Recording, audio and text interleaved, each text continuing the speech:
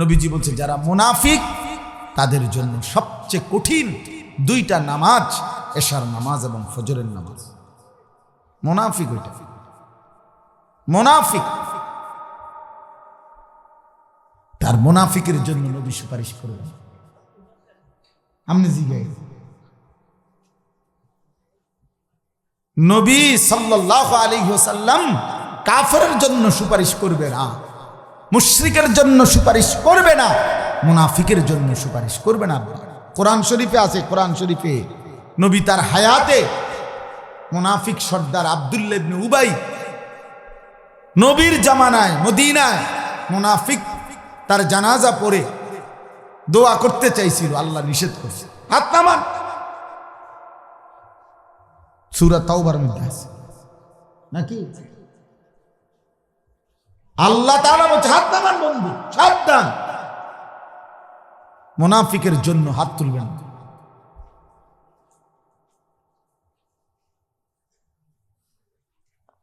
فإن تستغفر لهم 70 مرة, আল্লাহ বলছে যদি 70 বারও, একবার না, বা এই মুসলমানের বাচ্চা শুনো, একবার না, নবীকে আল্লাহ বলছে, কোরআনের আয়াত, আপনি যদি কোনো মুনাফিকের জন্য 70 বারও আমি আল্লাহর কাছে ক্ষমা প্রার্থনা করেন, ফালা ইয়াগফিরাল্লাহু লাহুম, আল্লাহ মাফ করবে না। হ্যাঁ, সুপারিশ আপনার আব্বার সম্পত্তি। হাসরের ময়দানে নবী সুপারিশ করবে এই জিলাপি 2 কেজি দিয়া, বিরিয়ানি 2 ফোটলা দিয়া। হ্যাঁ, কেডা বুঝাইছে আপনার? এটা আপনারে কে বুঝাইছে? হ্যাঁ, নবী নিজে বলছি, নিজে উম্মত টেয়া 10,000 দিও ঠিক মতো মসজিদে, আমি তোমারে সুপারিশ করবো। নবী বলছি নি কোথাও? তো বলে আল্লাহ নবী যেখানে বললেন লা ইয়াশহাদুহুমা মুনাফিকুন, নবীজি বলছে এশার নামাজ এবং ফজরের নামাজে আসে না মুনাফিক যে সে। এই জন্য কোনো ব্যক্তি মুমিন নাকি মুনাফিক এটা প্রমাণ জুমার নামাজ, কোরআন হাদিসের কোথাও এ কথা নেই,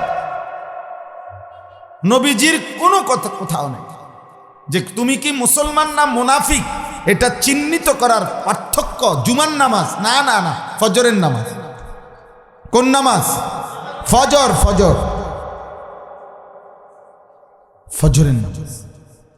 মৌলানা এটাই বলছেন, আমি দূরে শুনলাম, মান সাল্লা সুবহা ফাহুয়া ফি যিম্মাতিল্লাহ, নবীজি বলছে যে ফজরের নামাজ পড়লো সে আল্লাহ তাআলার জিম্মায় ঢুকে গেল। আল্লাহ যেন তাকে নিজের করে নিলেন আর বললেন আজকের বান্দা সারাটা দিন আমি তোমার দেখব, তুমি আমার দায়িত্ব।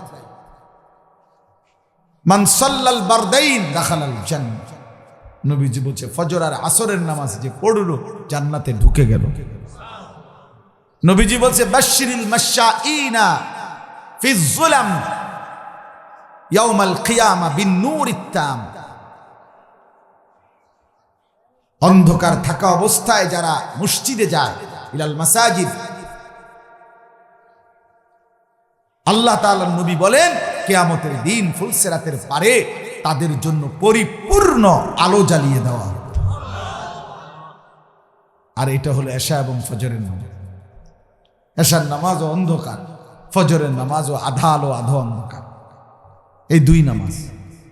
নবীজি বলছে এশা এবং ফজরের নামাজে যে কষ্ট করে মসজিদে যায়, কিয়ামতের দিন ফুলসিরাতের 30,000 বছরের অন্ধকার রাস্তায় সবচেয়ে পরিপূর্ণ আলো জ্বালিয়ে দেওয়া হবে ওই ব্যক্তির জন্য, বিন নূরিত তাম, পূর্ণ আলো জ্বালিয়ে দেওয়া। আজকে তোমরা কিশোর যুবক, তোমরা আজকে পরিবার হারা, বেঈমানিটাই চাইছে। কাফের মুশরিকদের দীর্ঘদিনের চেষ্টা ছিল এটা। ইহুদির বাচ্চারা, এই খ্রিস্টানের বাচ্চারা, বেঈমানের বাচ্চারা, এই ইউরোপিয়ানরা, ইহুদিদের দুশ্মনরা দীর্ঘদিন যাবত এটাই চেষ্টা করছে যে মুসলিম পরিবারটা এমন হোক যে বাবা বাবার মতো, ফুত ফুতের মতো, স্ত্রী স্ত্রীর মতো, মেয়ে মেয়ের মতো। এই জন্য আজকে ঘর একটাই, এই ঘরের বাপ পুত মিল্লা 6 জন, কিন্তু ফুলা কার মতো চলে কার মতো খায়, কোনানে রাত কাটায়, কেমনে থাকে কেমনে ঘুমায়, বাপে কইতেও পারে না। বাপে কি বিড়ি খায় না নেশা করে, ফুতেও কইতারে না। স্ত্রী কি আরেক বেটার লগে সম্পর্ক আছে না নাই, স্বামী জানে না। স্বামী আলগা জায়গা কি করে, স্ত্রী জানে না। সব আলাদা আলাদা, সবাই সবাইরে ফাঁকি দেয়। বাপে চিন্তা করে ফুতে যাতে না দেখে আমি বিড়ি খাই, ফুতের চিন্তা করে বাপে যাতে না জানে আমি নেশা খাই, মদ খাই। সবাই সবাই সবাই আলাদা আলাদা, কারোর সাথে কারো কোনো সম্পর্ক নাই, কারোর সাথে কারো কোনো সম্পর্ক। সবার কথা একটাই, সম্পর্কের কেন্দ্রবিন্দু উপার্জন। মানে বাপে জানে তোমার ফুতে রোজগার করে কিনা, ফুতে জানে বাপের কাছে টাকা আছে কিনা। এ হিসাব হলো টাকা পয়সা লই, হে এটার হিসাবে মিলাইতে আছে। কিন্তু বাবাও বলে না ছেলেকে, বাবা তোমার নামাজ রোজা কই। ছেলেও ভাবে না আরে আমার আব্বার আখিরাত কই। স্বামীও ভাবে না আমার স্ত্রীর চরিত্র কই, স্ত্রীও ভাবে না আমার স্বামীর চরিত্র। আলাদা আলাদা। এই বেঈমান এটাই চাইছে, দুশ্মনরা এটাই চাইছে। ফ্যামিলি আজ আমরা একসাথে থাইকাও বিচ্ছিন্ন।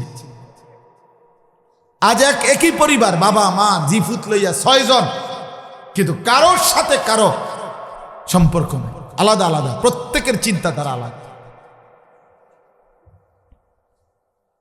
আমি অনুরোধ করলাম, আমি এটা বুঝাইতে চাইলাম, তোমরা যারা ছেলেরা বলো বাবা, তোমাদের বাবা মার সাথে যদি তোমাদের সম্পর্ক থাকতো তাহলে তো তোমরা মুসলমানের বাচ্চা হয়ে কাফের মুশরিকের মতো চুল রাখতা না। তোমাদের বাবা মার সাথে যদি তোমাদের সম্পর্ক থাকতো তো মুসলমানের বাচ্চা হয়ে তোমরা শরীর নাপাক অপবিত্র থাকতা না। পেশাব করে তোমরা পানি নাও না, টয়লেট পেপার ব্যবহার করো না, তুমি তো নাপাক। এটা তো কুত্তার স্বভাব ছাড়া আর কিছু না বেটা, জানোয়ারের স্বভাব এটা বেটা, তো জানোয়ারের রাখলাম। একটা কুত্তারে দেখো প্রয়োজনে যে অয় পেশাব করে পানি নেয় না, ঢিলা কুলুপ ব্যবহার করে। তাহলে তোমার বাবাকে সিনেমার নর্তকী তুমি দেখো, ফুটবলের খেলোয়াড়, তোমার ক্রিকেটের খেলোয়াড়, অথবা ফেসবুকের কোনো অপরিচিত মানুষ তার চুল কাটিং দেখা, একটা অপরিচিত, তার বংশ কোথায়, বাড়ি কোথায়, জন্ম কোথায়, তার কোনো জন্মের ঠিক আছে কিনা কিছুই তুমি জানো না।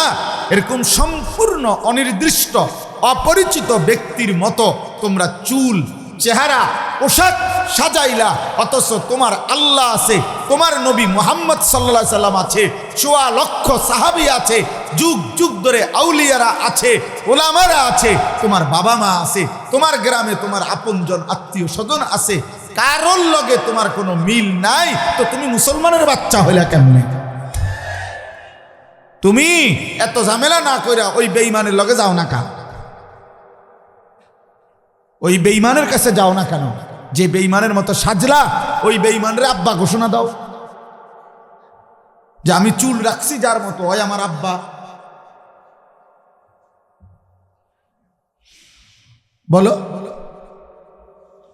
ছি ছি ছি ছি, এত বেগায়রত, এত আত্মমর্যাদাহীন, এতটুকু অবুঝ মুসলমান কিভাবে হয়?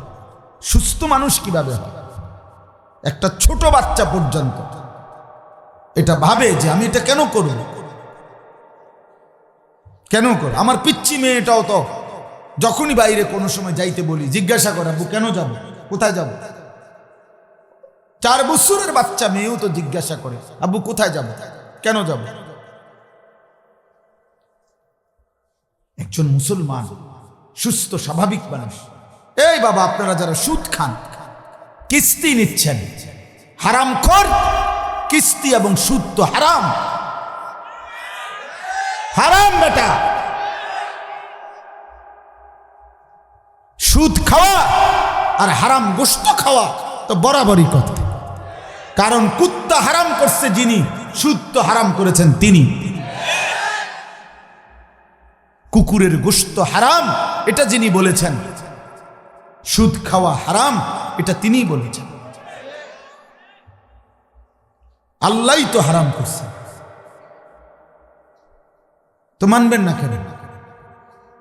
সন্তান মানুষ হবে না আব্বা, এই ভাতে খাইতেন পারবেন, আমনও ভাত খাইবেন, হেতো ভাত খাইবেন, শেষ পর্যন্ত বাথরুম আর কিছু না, টয়লেট বাথরুম আর কিছু না, এই বন বিড়ি সিগারেট পেশাব পায়খানা আর এই ভাত কতটি খাওয়ান, এরপরে শেষ।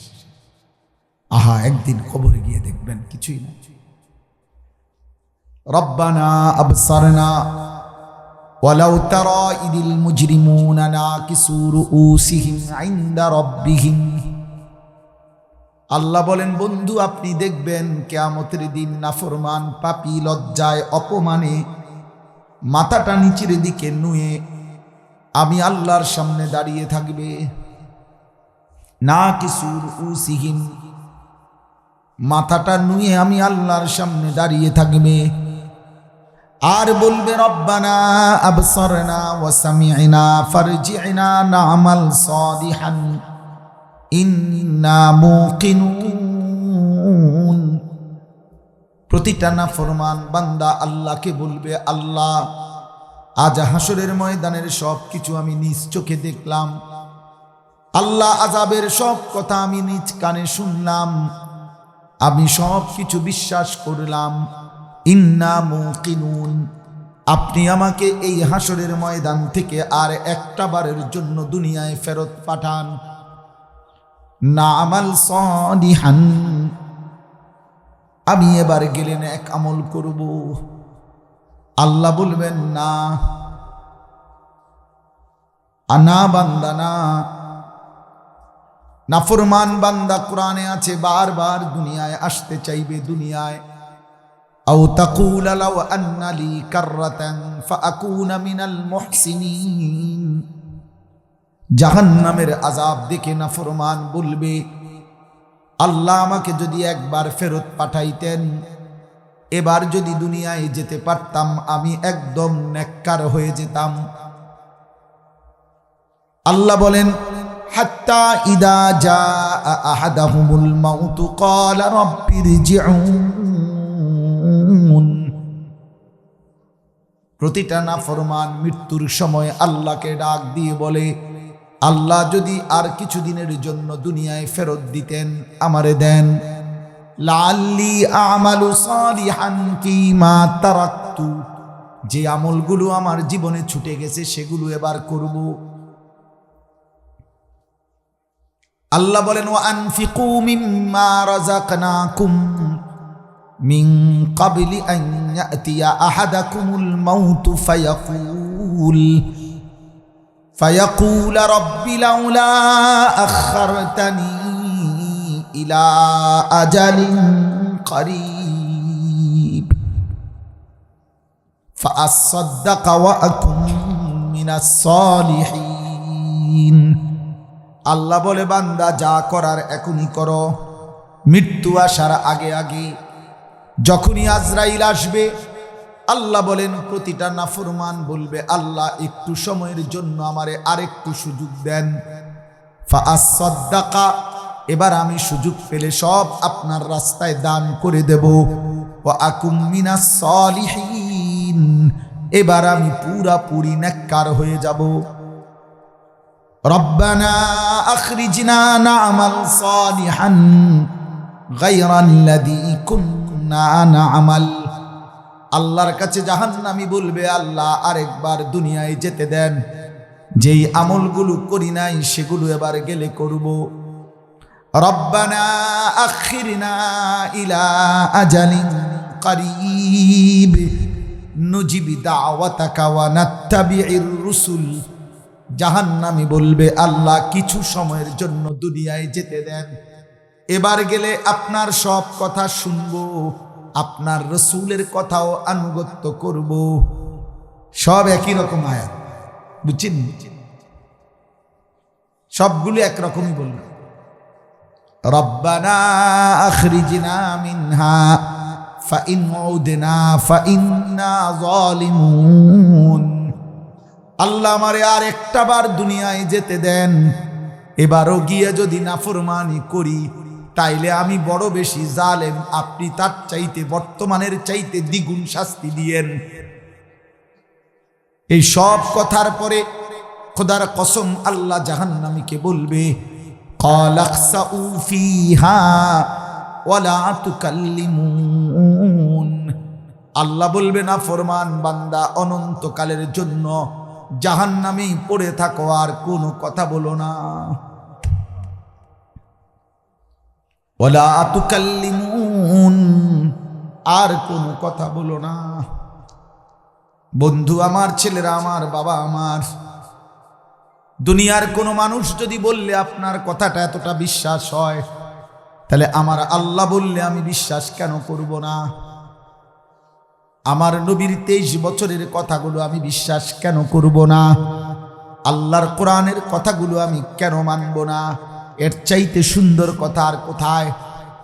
এর চাইতে পবিত্র কথা আর কোথায়? এর চাইতে নিখুঁত কথা আর কোথায়? এর চাইতে বিশুদ্ধ কথা আর কোথায়? 1450 বছর ধরে বন্ধু, শত্রু, আপনজন, দুশ্মন, মুমিন, কাফের সবাই তো কোরআন পরীক্ষা করে দেখছে। দুশ্মনেও কোরআন দেখছে একটা একটা শব্দ, বেঈমানেও কোরআন পরীক্ষা করেছে। দুই জিনিস সমস্ত বেঈমান পরীক্ষা করে, এক হলো কোরআন, আরেক হলো নবী সাল্লাল্লাহু আলাইহি ওয়াসাল্লামের জিন্দেগি। নবীর 63 বছর বেঈমান বারবার পরীক্ষা করছে, কিন্তু একটা সেকেন্ডের উপরে একটা লাল কালির দাগ বসাইতে পারে নাই। কোরআনের পৃষ্ঠায় পৃষ্ঠায় সমস্ত কাফের মুশরিক বেঈমান বারবার নজর বুলাইছে, কিন্তু কোন অক্ষরের উপরে একটা লাল কালির ভুল দাগ দিতে পারে নাই। তাহলে যে কোরআন দুশ্মনের কাছেও নির্ভুল, যে নবীর জীবন দুশ্মনের কাছেও শ্রেষ্ঠ, আমি সেটা মানব না কেন? আমি সেটা গ্রহণ করব না কেন? এজন্য তোমরা যারা এই সিনেমার নর্তকী, কাফের মুশরিক কোনো খেলোয়াড়, ফেসবুকের কোনো অপদার্থের কথা শুনে মেনে জীবনটা নষ্ট করতেছ, তোমরা একদম নিচু মানসিকতার মানুষ, একদম নিকৃষ্ট লোক বেটা, তুই একদম নিচু মানুষ, তুই তোর কোনো রুচিয়ে নাই, তোর কোনো রুচিয়ে নাই, চরিত্রই নাই। চরিত্রহীন যার কাছে পছন্দ, লম্পট, অসভ্য, বেহায়া, আশ্চর্য। ফুটবল খেলোয়াড়, অসংখ্য আন্তর্জাতিক খেলোয়াড়, যাদেরকে ছেলেরা যুবকরা অনুসরণ করে, মডেল বলে। ওরা কিসের মডেল? প্রত্যেকটা পাশে আরেকজন।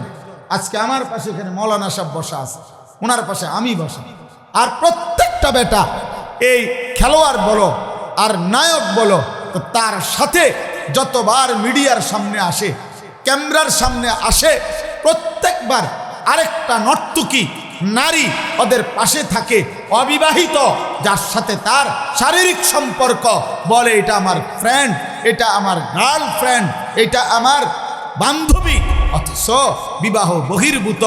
এটা এরকম সম্পর্ক একসাথে থাকা চলা, এটা তো কুকুর, বিড়াল, হাইওয়ান, জানোয়ারের চাইতো নিকৃষ্ট আচরণ। তাহলে সে মডেল হবে কেন? সে মডেল হবে কেন? সে তো জাহান্নামের টুকরা ছাড়া আর কিছু না। আন্তর্জাতিক খেলোয়াড় পৃথিবীবাসীকে বলছে, তার বান্ধবীকে দেখাইয়া, দুইটা বাচ্চা সহ দেখাইয়া বলছে, সে আমার বান্ধবী, তার সাথে আমার আজকে 9 বছরের সম্পর্ক, এই 9 বছরে আমাদের 2টা বাচ্চা হয়েছে, এখন আমি দেশবাসীকে, পৃথিবীবাসীকে জানিয়ে তাকে বিয়ে করতে যাচ্ছি। এত বড় বেয়াদব, এত বড় নিকৃষ্ট হাইওয়ান, এটা কোনো মানুষ দূরে থাক, এটা তো কোনো জানোয়ারের মডেলও হইতে পারে, কোনো কুকুরও তো এটা মানবে না। কাদের মতো চুল রাখছো? ছি ছি ছি, বেগায়রত, আত্মসম্মানহীন, আত্মপরিচয় নাই যার। তোমার রক্ত তুমি ভুলে গেছো, তোমার মা, তোমার নাম মনে নাই, তোমার মার কথা, তোমার বাপের কথা তোমার মনে নাই। এই মুসলমানের বাচ্চা, কার মতো চুল রাখলি?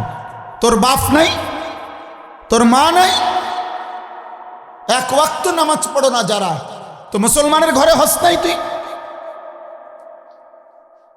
তোর মা তোকে কোনোদিন বলে নাই আল্লাহর কথা? আমার মা তো ৭৫ বছর বয়সে, আমার আম্মার বয়সে এখন, আমার মা তো আজও এখনো বলে ফুত নমাজ উঠছ না। আজকের এই দিনে বলে।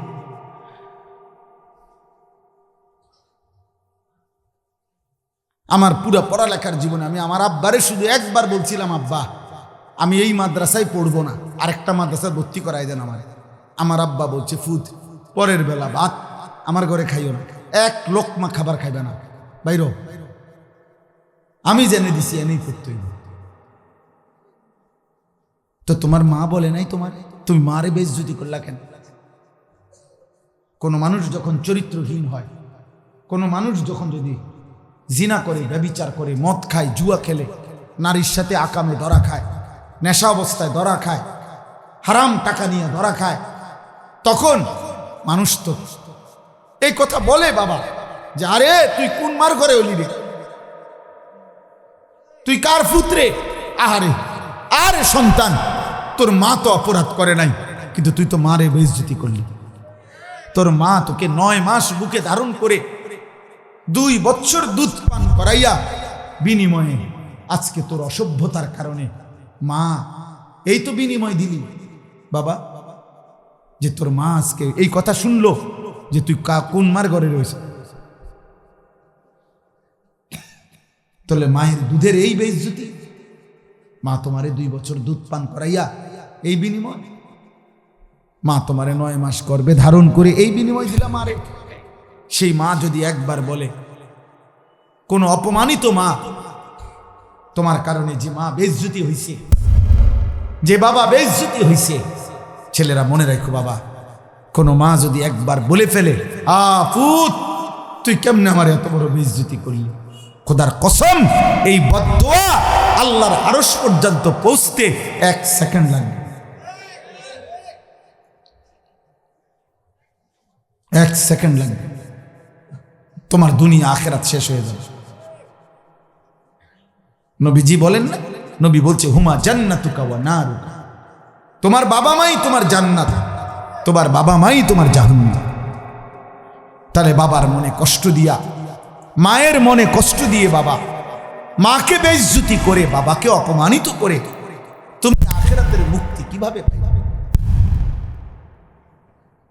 কেমনে মিলবে রে বাবা বলো না? আমারে বুঝায় কম, আমার কথা শেষ।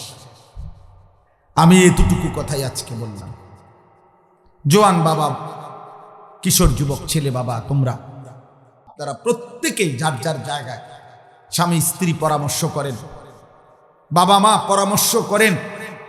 আপনি আরেকবার ভাবেন, আপনি আপনার স্ত্রী ছেলে মেয়ের ঈমান আমল নামাজ আখিরাত এর জন্য আপনার কার্যকর উদ্যোগ কি?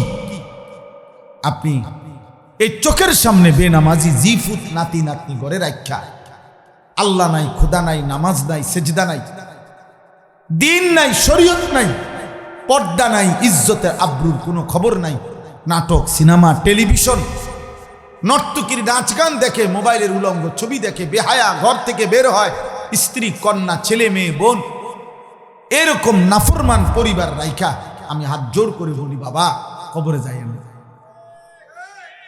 আপনি কষ্ট পাইবেন আব্বা, আপনার মাইরা সমান করে লাগবে, আপনার এই ফেরেস্তা আড্ডি সমান করে লাগবে, আপনি কবরে যাইেন, আপনি মইরেন না, আপনি আতফাও দৈরা অথবা কোনো ফিলার দৈরে রাখা আপনি ধরে রাখবেন, কোনো গাছের গোড়ালি ধরে রাখবেন, কইবেন ফেরেস্তারে যেন আমি যাইতাম না কবর। আমার ছেলে নামাজ পড়ে না, আমার মেয়ে পর্দা করে না, আমার স্ত্রী পর্দা করে না, আমার ঘরে নামাজ নাই, আমার ঘরে আল্লাহর কোরআন নাই, আমার ঘরের কেউ ফজরের নামাজ পড়ে না, কবরে যাইয়েন না, কষ্ট পাইবেন। অতএব আজকে এতটুকু ভেবে যুবক ছেলে, কিশোর ছেলে, বাবা তোমরাও আমার জীবনের ফিকির আব্বা, আমি আসলে দিন রাত একটা ফিকিরে আসি, চেষ্টা করি আর কি। এই চেষ্টাটাই হলো আমাদের একটা বিশ্বাস, আমাদের ওলামাদের একটা ভাবনা এখন, যে এই মুহূর্তে যাদের বয়স 14, 16, 18, 20, এখনকার এই জেনারেশন, এখন যে ছেলেগুলোর বয়স 30-এর নিচে, আমাদের একটা আশা, আমরা একটা ভাবনা যে ইনশাল্লাহ এই ছেলেগুলো যদি নামাজ রোজা বন্দিগি করে, পাক নাফাক হালাল হারাম মাইনা চলে, ওযু নামাজ পড়ে, ইনশাল্লাহ আমাদের দিল বলে এ খুব অল্প সময়ের মধ্যে এদের হাতেই, এদের সামনেই মাহদি আসবে ইনশাআল্লাহ।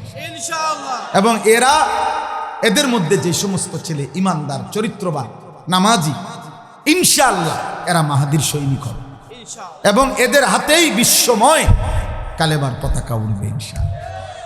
এটা আল্লাহওয়ালা ওলামাদের এখন ধারণা। এই জন্য আমরা চাচ্ছি মুসলিম বর্তমান প্রজন্ম এটা বাঁচানো দরকার, এই জেনারেশন ধরা দরকার। অর্থাৎ এই জেনারেশন যদি ইনশাআল্লাহ নামাজ পড়ে, দিন মানে, আল্লাহ চেনে, তাহলে দাজ্জালের হাত থেকে বাঁচবে, কোটি কোটি মানুষকে আল্লাহর দিকে ডাকতে পারে। এই আশায় বাবা আমি এতটা বলি যে তোমরা ফিরো, তোমরা এত সকাল, তোমরা আমার একটা কথা বুঝো, এক ছেলেরা বাবা, তুমি শুধু ভাবো যে তোমার গ্রামের চারদিকের, তোমার গ্রামটা নিয়ে তুমি 1 মিনিট ভাইবো যে তোমার গ্রামে যদি 200টা ছেলে থাকে আর এর মধ্যে যদি 198 জন নামাজ না পড়ে, 190 জন ছেলেই যদি মোবাইলে নারী ছবি, অশ্লীল দৃশ্য দেখে দিন রাত, চরিত্রহীনতা, আগামী দিনে প্রিয় ভাই আমার, তোমার বোনের জন্য একজন নেককার স্বামী কই থেকে পাইবে? আগামী দিনে তোমার কন্যার জন্য চরিত্রবান স্বামী কই পাইবে? কেমনে হবে এই সমাজের মেয়েরা, তাদের ইজ্জতের হেফাজত হবে কিন্তু যে সমাজের চারদিকে যুবক যদি, প্রত্যেকটা ছেলে যদি মোবাইল দেখে দেখে, নারী আর উলঙ্গ ছবি দেখে দেখে কুত্তার মতো হয়ে যায়, আসক্ত, যে যৌন চাহিদা পূরণ করার জন্য যেভাবে হোক সুযোগ খোঁজে, তো পবিত্র নারী বাঁচবে কিভাবে? এই সমাজ টিকবে কেন? এক সময় ভেঙে পড়বে, এই সমাজ ভেঙে পড়বে বাবা। তখন না তোমার কপালে চরিত্রবান স্ত্রী জুটবে, না তোমার বোনের কপালে চরিত্রবান স্বামী জুটবে। এই জন্য আমি অনুরোধ করলাম, এটাই আমার কথা, আল্লাহর জন্য, নিজেদের ভালোর জন্য, আগামীর সুন্দর ভবিষ্যতের জন্য তোমরা আখলাকের হেফাজত করো। নারী, ছবি, মোবাইলের আসক্তি, অশ্লীলতা, বেহায়াপনা থেকে নিজেকে বাঁচাও। 5 ওয়াক্ত নামাজ পড়ার চেষ্টা করো বাবা। তোমারে তুমি নষ্ট করে দিও না, তোমারে তুমি চরিত্রহীন বানাই দিও না। আমি আমার ফিকিরে, এই জন্য আমি আলহামদুলিল্লাহ চেষ্টা করি এখনো। আমার মাদ্রাসায় আমি কুমিল্লা ক্যান্টনমেন্ট ময়নামতি, আমি 118 শতক জায়গা একসাথে কিনছি একটা আশায়। আমার একটা স্বপ্ন, আমার বাচ্চাদের যেই মাদ্রাসা আছে, এখন প্রায় 500 ছাত্র আছে, ছোট ছোট বাচ্চা পড়ে। আমি একটা পৃথক মাদ্রাসা ওইখানে আরেকটা করতে চাই বড়। সেটা হলো সারা বাংলাদেশের স্কুল, কলেজ, ইউনিভার্সিটির ছেলেরা 30 বছরের নিচে যাদের বয়স, অথবা পড়ে না এরকম ছেলে, এবং অন্য বয়সীয় যেই কোনো শ্রেণী পেশার মানুষ, দিন মজুর, ঠেলাওয়ালা, কুলি, যে হোক, যে যখন আসবে, যার যেটুকু সময় নিয়ে আমার ওইখানে, আমার আশা সে কিছু না কিছু দিন শিখবে, আল্লাহ চিনবে, অজু নামাজ চিনবে, রুকু সেজদা চিনবে, অজুটা শিখবে, ফরজ গোসলটা শিখবে। এই আশায় আমি একটা বড় প্রতিষ্ঠান করতে চাই। যে আসবে যখন, দিন শিখবে তখন, যার সময় যতক্ষণ, দিন শিখবে ততক্ষণ। এই আশায় আমি প্রায় 3 কোটি টাকা, জায়গার দাম 3 কোটি টাকার মতো, ইতিমধ্যে আলহামদুলিল্লাহ অর্ধেকের মতো টাকা সুদ হয়েছে, বাকি টাকাগুলো এই আল্লাহর বান্দারা দিচ্ছে। আপনাদের কাছে আমি এই কাগজটা, এটা আমার পক্ষ থেকে দিলাম, আপনারা আমার এই কাগজটা দেখেন, রাইখেন। এই কাগজটার মধ্যে একটা আবেদন, এই জমি টাকাটা আমরা একটা আবেদন করছি এখানে, যে যদি 30 বছরের নিচে কোনো ছেলে আমাদের ওই মাদ্রাসার জমিতে 1000 টাকা দেয়, তো আমরা তাকে আমাদের মাদ্রাসার যুব সদস্য, কিশোর যুব সদস্য বানাবো। আর যেই কোনো বয়সী, অন্য বয়সী কেউ যদি এক মুসল্লা পরিমাণ নামাজের যায় নামাজ পরিমাণ 4200 টাকা কেউ আমাদের মাদ্রাসার ওই জমিতে দেয়, আমরা তাকেও আমাদের মাদ্রাসার আজীবন উন্নয়ন সদস্য বানাবো। এই জন্য যদি সুযোগ হয় সামনে হাতে পারেন, অথবা এখানে বিকাশ নাম্বার আছে, অ্যাকাউন্ট নাম্বার আছে, আপনাদের যখনই সুযোগ হয় পারলে যার ভাল লাগে ছেলেরা বাবারা আমাদের এই মাদ্রাসার এই জমিতে আপনারা একটু অংশগ্রহণ করেন, শরীক থাইকেন, ইনশাআল্লাহ সাদকায়ে জারিয়ার সওয়াব হবে, আপনারাও সওয়াব পাবেন, যতদিন দ্বীনি খেদমত চলবে। আপনাদের কাছে আমার অনুরোধ রইল, যুবক ছেলেরা বাবা, তোমরাও তোমাদের কত টাকা তোমরা খরচ করো, তো আল্লাহর জন্য, নিজের ভালোর জন্য, আখিরাতের জন্য, একটা সুন্দর দ্বীনি প্রতিষ্ঠান গড়ার জন্য আমাদের এই মাদ্রাসায় তোমরাও পারলে অংশগ্রহণ কইরো। আমরা আমাদের মাদ্রাসায় প্রত্যেক বন্ধের পরে, প্রতি পরীক্ষার বন্ধের পরে 3 দিন কিশোর যুবক স্কুল কলেজের ছেলেদের জন্য কোর্স করি, অজু নামাজ সূরা কেরাত শিখাই। এই পর্যন্ত 2 বার হয়েছে এই বছর। একেবারে বরাবর হিসাব করা প্রায় 500-র মতো স্কুল কলেজের ছাত্র 3 দিন করে থাইকা আমাদের ওইখানে অজু নামাজ শিখছে, অল্প কয়টা সূরা কেরাত শিখছে। তো এই জন্য আগামীতে আমরা এটারও বড় করে করব, মাদ্রাসা বড় করে আলাদা শিক্ষক কর্মচারী রেখে করতে চাই। আল্লাহ তাআলা যেন আমাদেরকে তৌফিক দান করে, আজকের এই মাহফিল যেন আল্লাহ কবুল করে। সর্বশেষ কথা এটাই, ونؤمن به ونتوكل عليه ونعوذ بالله من شرور أنفسنا ومن سيئات أعمالنا من يهده الله فلا مضل له ومن يضلله فلا هادي له ونشهد أن لا إله إلا الله وحده لا شريك له ونشهد أن سيدنا وحبيبنا ومولانا محمدا عبده ورسوله أما بعد فأعوذ بالله من الشيطان الرجيم بسم الله الرحمن الرحيم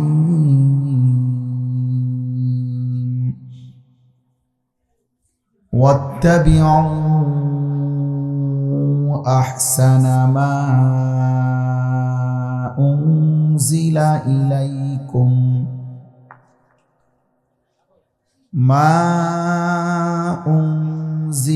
إليكم من ربكم من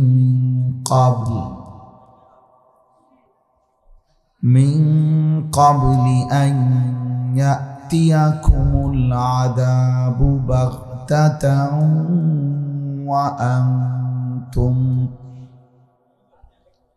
وأنتم لا تشعرون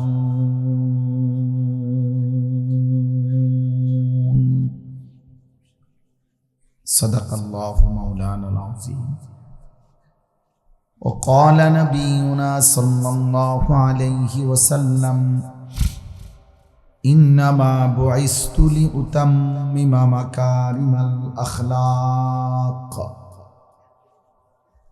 اللهم صل على محمد وعلى آل محمد كما صليت على إبراهيم وعلى آل إبراهيم إنك حميد مجيد اللهم بارك على محمد وعلى آل محمد كما باركت على إبراهيم وعلى آل إبراهيم إنك حميد مجيد سبحانك لا علم لنا إلا ما علمتنا إنك أنت العليم الحكيم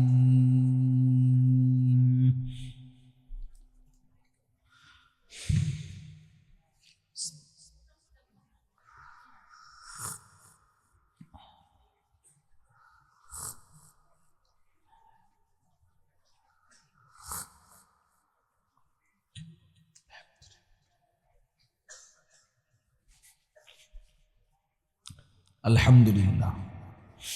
আল্লাহ পাক রব্বুল ইজ্জাত জুল জালাল ওয়াল ইকরামের ফজল কারাম, রব্বুল আলামিনের অপরিসীম ইহসান, মেহেরবানি, দয়া, আল্লাহ তাআলা আমাদেরকে আজ 14 ডিসেম্বর 2025 রোজ রবিবার বিবাড়িয়া জেলা নবীনগর উপজেলাধীন চর গোসাইপুর হুরাগাজী বাড়ির সমাজ কল্যাণ ঐক্য পরিষদের উদ্যোগে সকল মুর্দেগানের রুহের মাগফিরাত কামনায় প্রথম বার্ষিক ইসলামী সম্মেলনে আল্লাহ তাআলাই আমাদেরকে আসবার বসবার আল্লাহর জন্যই জমা হওয়ার তৌফিক দান করেছেন। আলহামদুলিল্লাহ। নওজোয়ান ভাই, তোমরা একটু পিছাও। চাচা, আপনি ওখানে কষ্ট করে না বসে, না না, আপনার বসে আরাম হয় না। সরো, তোমরা আরো যাও, ওইখানে বসে না, ওইখানে আমি বললাম এইখানে, আপনি ঠান্ডা লাগবে ওই চাটাইটাতে, হ্যাঁ ওখানে বসে।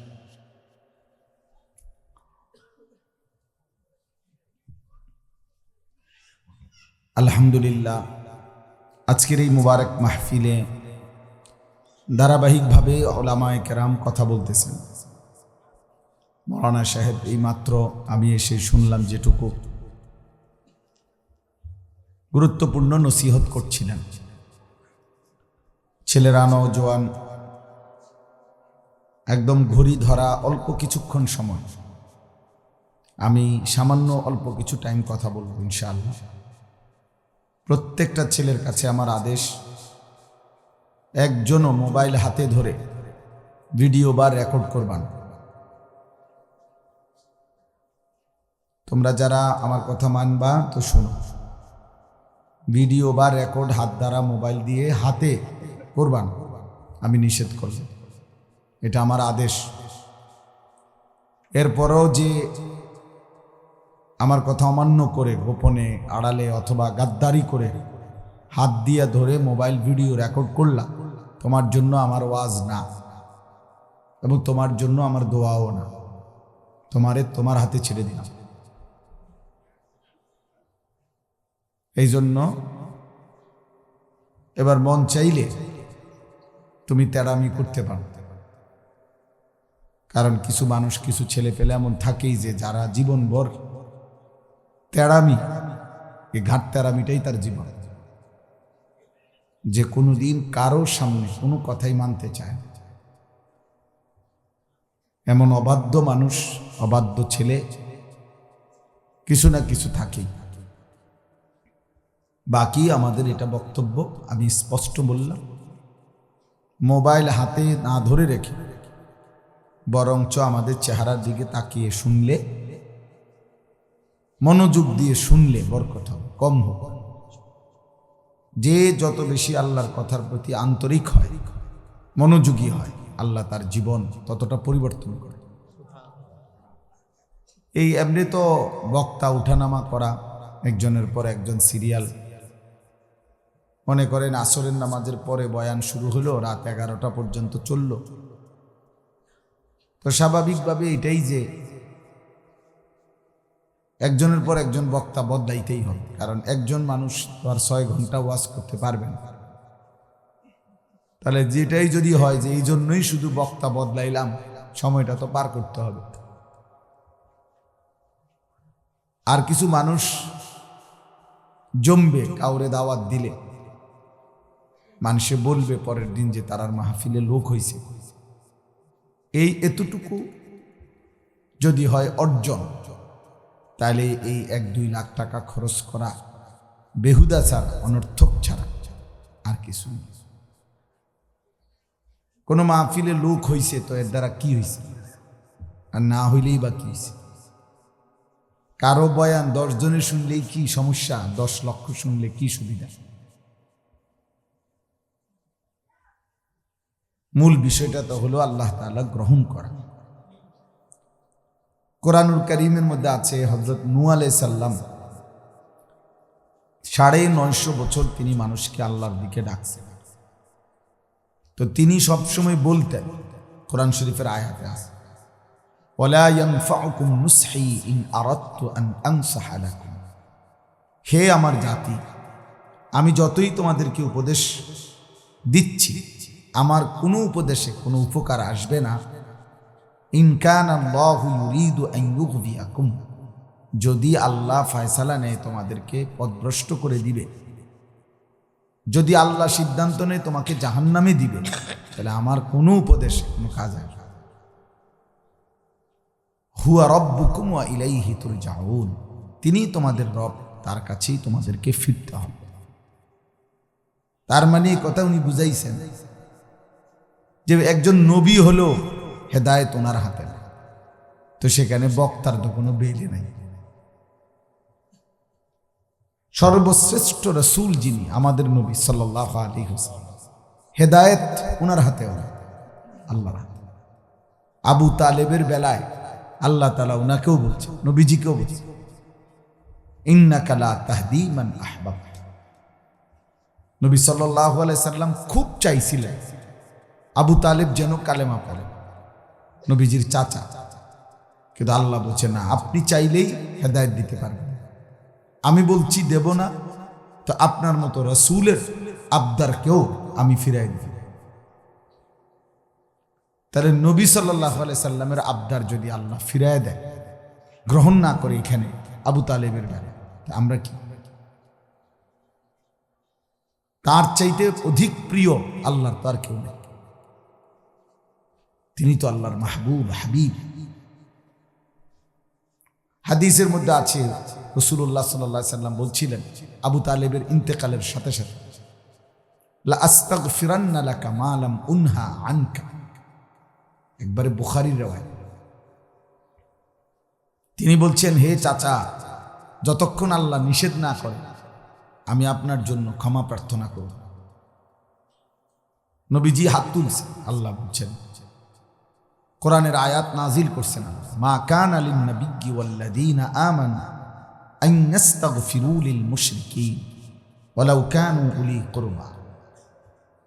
আল্লাহ বলেন, বন্ধু মনে রাখবেন, কোন নবী কিংবা ঈমানদার কারো জন্য অনুমতি নাই, জায়েজ নাই, কোন মুশরিকের জন্য যদিও সে নিকটাত্মীয় হোক, আমি আল্লাহর কাছে ক্ষমা প্রার্থনা করা এই অনুমতি নেই।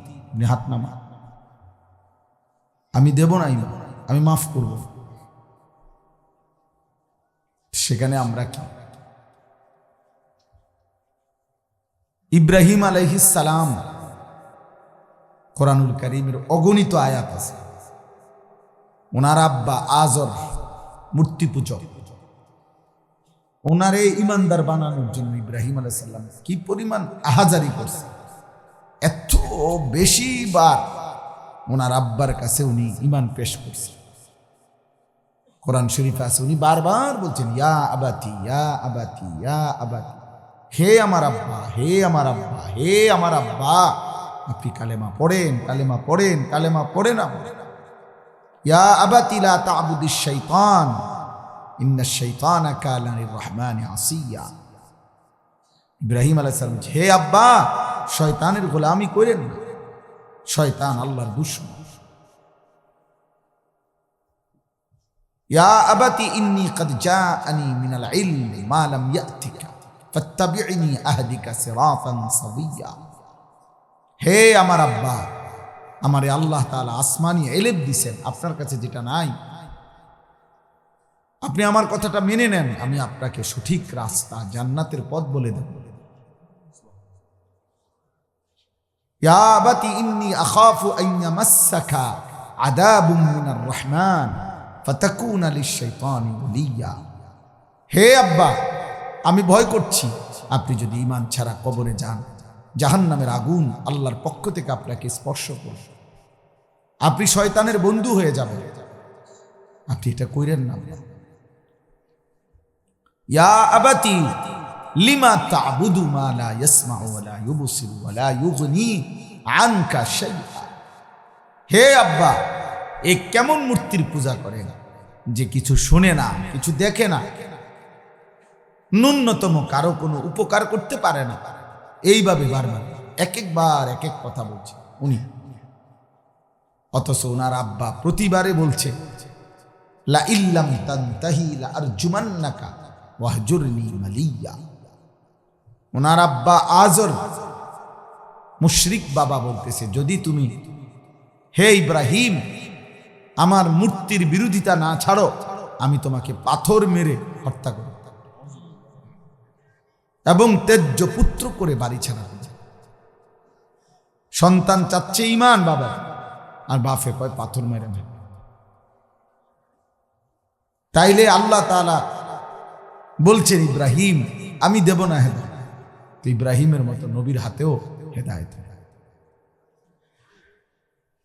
নূহ আলাইহিস সালাম 950 বছর চেষ্টা করছেন মানুষকে জাহান্নাম থেকে বাঁচাইতে। তো সেই সন্তান উনার কেনআন শেষ যখন তুফানের পানিতে ডুবে যাচ্ছে, তখন তিনি বলতেছিলেন ইয়া বুনাইয়ার কাম মা'ানা ওয়ালা তাকুম মা'আল কাফিরিন। হে আমার প্রিয় সন্তান, শেষবারের মতো বলি আব্বা, আমি আর কাউরে কিছু বলবো না বাপ। আমি আমার 950 বছর বলে গেছি, আজ আল্লাহর তুফান শুরু হয়ে গেছে আব্বা, কিন্তু তুমি সন্তানকে শেষবারের মতো বাবা আর কোনোদিন এই পৃথিবীতে আমি কাউকে বলবো না, আর কোনোদিন কাউকে কালেমার দাওয়াত দেব না, আর কাউকে জাহান্নাম থেকে বাঁচাইবার জন্য আর চেষ্টা করব না, আমি শেষ। কিন্তু এই শেষবারের মতো তোমাকে বললাম, তুমি আমার সঙ্গী হও, ইমানদারদের সঙ্গী হও, কাফের মুশরিক বেঈমান নাফরমানদের সঙ্গে থেকো না। ছেলেটা আসে নাই। আল্লাহ বলেন ওয়াহালা বাইনাহুমাল মাউজু ফাকানা মিনাল মুগরাকিন। আল্লাহ বলেন একটা ঢেউয়ের ধাক্কা লাগছে তুফানের, ছেলেটা ডুবে গেছে। নূহ আলাইহিস সালাম হাত তুলছে আল্লাহর কাছে, রব্বি ইন্না ইবনি মিন আহলি। আল্লাহ, আমার সন্তান যেটা ডুবে যায়, ও আমার পরিবার, ও জাহান্নামের আগুনে পুড়বে, এটা আমি বাবা হয়ে কেমনে মানি? আমি 950 বছর আল্লাহ মানুষকে জাহান্নাম থেকে বাঁচাইতে চাইছি, আজ আমার ছেলে জাহান্নামে যাবে, আমি এটা মেনে নেই কিভাবে? মেনে নেই কিভাবে? আল্লাহ বলছে না না, নূহ আরো বললেও হবে না, আমি হেদায়েত দেব, আমি ঈমান দেব না, আমি মাফ করব। কোরআন শরীফে আছে ইন্নী আইযুকা আন তাকুনা মিনাল জাহিলিন।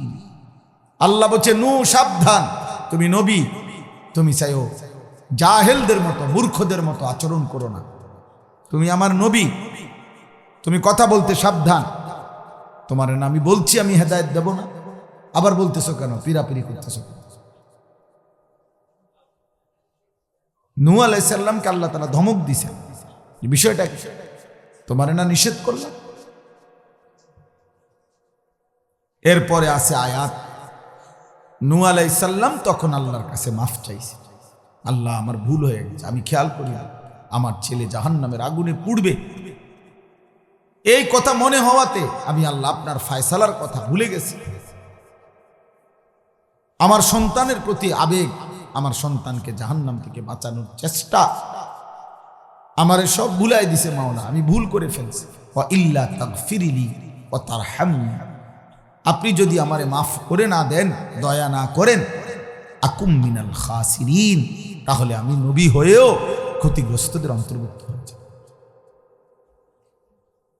কি বুঝলি? আল্লাহ তাআলা নবী সাল্লাল্লাহু আলাইহি সাল্লামের হাত ফিরাই দিয়েছে, ইব্রাহিমের হাত ফিরাই দিয়েছে, নূহ নবীর হাত ফিরাই দিয়েছে। এই জন্য ছেলেরা তোমরা বুঝতেছ না? হ্যাঁ বাবা,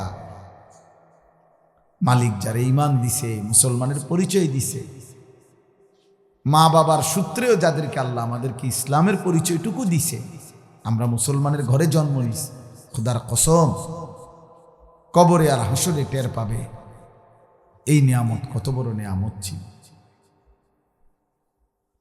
60 বছর যার জীবন চলে গেল কবরে, 70 বছর যার জীবন চলে গেল কবরে গেল, অথচ যে তার রবের পরিচয় কালেমাটুকু কোনো দিন পড়তে পারল না, সে বুঝবে কবর কত ভয়ঙ্কর, জাহান্নাম কত ভয়ঙ্কর।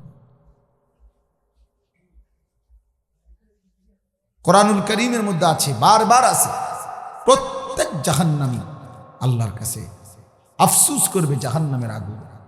ইয়াউমা তুকাল্লাবু ওয়ুজুহুহুমুন নার, আল্লাহ বলে জাহান্নামের আগুনে নাফরমান জাহান্নামীর চেহারা উলট পালট করানো হবে।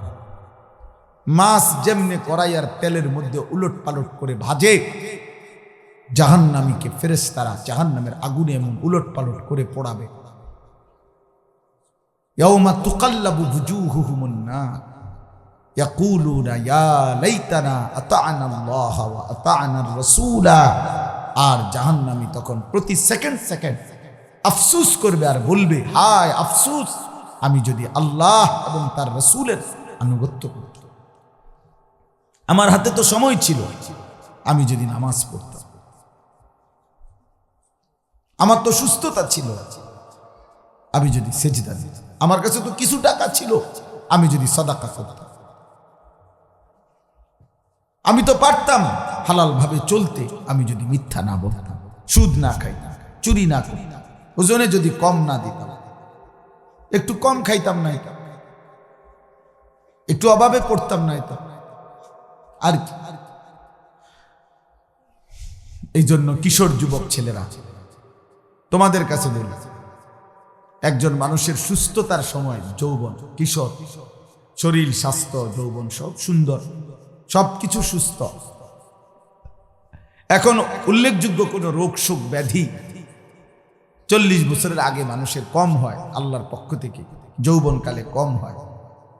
তাহলে এমন সুস্থ সবল টাইমটা যার হায়াত থেকে চলে যাচ্ছে, অথচ 24 ঘন্টা পরে এই অপদার্থ বলতে পারবে না যে গত 24 ঘন্টায় কি করছে, উল্লেখযোগ্য কিছুই করছে। এরকম অগণিত যুবক ছেলে তোমরা যারা 24 ঘন্টায় বলতে পারবা না যে কি করছো, হয় মোবাইল টিপছো, নয়তো নারী দেখছো, নয়তো ছবি দেখছো, উলঙ্গ দৃশ্য দেখছো, বুট বাদাম খাইছো, চটপটি খাইছো, অসৎ কিছু চরিত্রহীন লম্পট কিছু বন্ধুর সাথে আড্ডা দিছো, যেই অসভ্য তোমারে হয়তো নারী, ছবি, উলঙ্গ অসভ্য কথা ছাড়া আর কিছু বলে নাই। এমন কিছু জন্তু জানোয়ারের মতো বদ আখলাক, কুকুরের মতো বদ স্বভাব, নিকৃষ্ট কিছু হাইওয়ানের সাথে, মানুষরূপী জানোয়ারের সাথে হয়তো সময়টা শেষ করছে।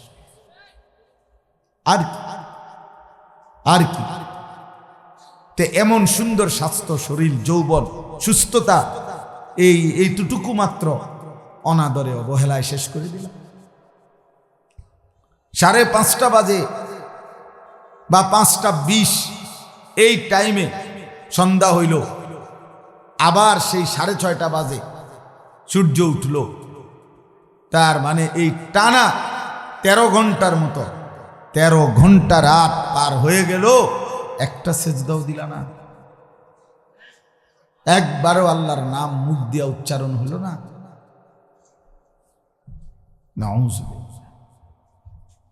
নাউযুবিল্লাহ। 10টা থেকে নিয়ে ভোর 5টা পর্যন্ত 6-7 ঘন্টার লম্বা ঘুম ঘুমাইলা, এরপরে 7 ঘন্টা পরে মাত্র 4 রাকাত নামাজ পড়ার জন্য, ফজরের নামাজ পড়ার জন্য উঠতে পারলা না। তোমারে মানুষ বলছে কে? তুমি জানোয়ার না তো জানোয়ার কে? এই বেনামাজ, তুই জানোয়ার না তো বেটা, মানুষ রূপী জানোয়ার কে? তাই উলাইকা কাল আনআম, তাইলে কেটা? এত বড় গাদ্দার, এত বড় বেয়াদব, 7 ঘন্টা পরেও আল্লাহর দেওয়া ঘুম ঘুমাইয়া যেই হাইওয়ান, মানুষরূপী যেই পশু, মানুষ নামের যেই জানোয়ার, আল্লাহকে একটা সেজদা দেয় না বেটা, তুই কোন মানুষের বাচ্চা বেটা? তোর জীবন আর কুত্তার জীবনে পার্থক্য কি বেটা? এখন দাঁড়ায় বল বেটা, একটা মানুষের বাচ্চা বল বেটা। আজকের সারা দিনে এক ওয়াক্ত নামাজ তোরা যারা পড়লি না যুবক, তোর সাথে কুত্তার পার্থক্য কি বল? এখন দাঁড়া বল বেটা, বল হাইওয়ান, এখন দাঁড়া বেটা হইলে এখন দাঁড়া, বল তোর সাথে কুত্তার তফাৎ কি?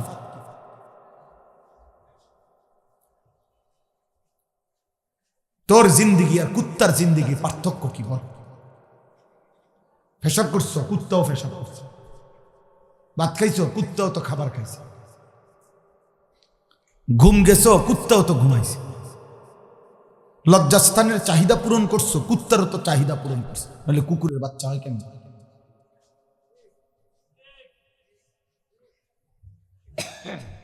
বল বেটা, একটা বেনামাজি বলো, এই বাবা বলো। মৌলানা সাহেব বললেন এই মাত্র ফজরের নামাজ, ইশার নামাজ, বুখারীর মুত্তাফাক হাদিস, বুখারী মুসলিম। আল্লাহর নবী বলছেন এশার নামাজ এবং ফজরের নামাজ যে পড়ে না সে মুনাফিক।